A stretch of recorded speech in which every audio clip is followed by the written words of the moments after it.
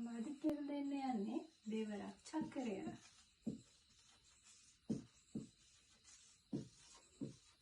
අපි බලමු දෙවරක් චක්‍රය ඉගෙන ගන්න පහසු ක්‍රමයක්.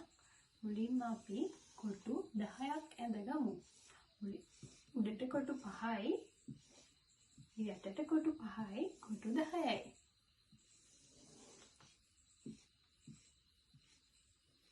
පස්සේ මේකේ 2 4 6 8 බිඳුව.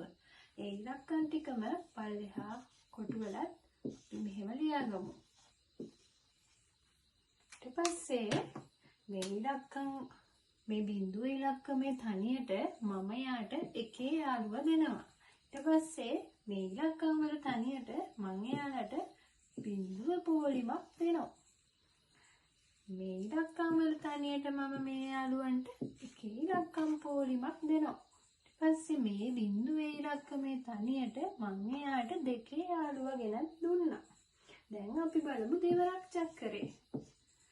1 2 3 4 5 6 7 8 9 10.